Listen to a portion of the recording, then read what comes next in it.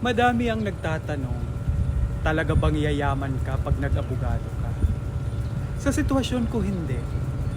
Pwedeng oo, pwedeng hindi. Sa 90,000, more than 90,000 sa buong Pilipinas na lawyer, na licensed lawyer, siguro mga less than 10% lang ang nagiging sikat at mayaman.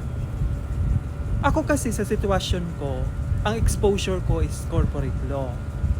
Nag-work ako as a corporate lawyer sa isang multinational company for more than 2 decades.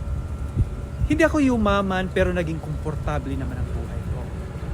Compare sa dalawa kong kaibigan na after naming pumasa sa bar exam, hindi sila nag-practice, ako nag-practice. Sila nagnegosyo. Ayun, yumaman sila. Yung isa kong kaibigan, may 3 franchise na ng isang sikat na fast food chain dito sa Pilipinas. Yung isa naman, may sarili na siyang mga piggery at poultry.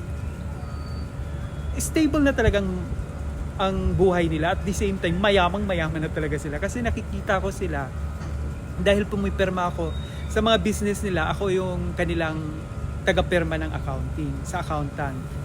As an accountant, pero silang gumagawa ng financial report kasi mga accounting graduate din naman sila. Hindi nga lang sila pumasa ng CPA board exam, pero sa bar exam pumasa sila.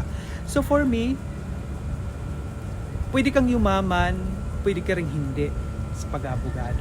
Depende na sa kung ano ang magiging kapalaran mo dyan. Pero ang i-assured ko lang sa iyo na magiging matiwasay o magiging komportable ang buhay mo pag isang abogado ka na.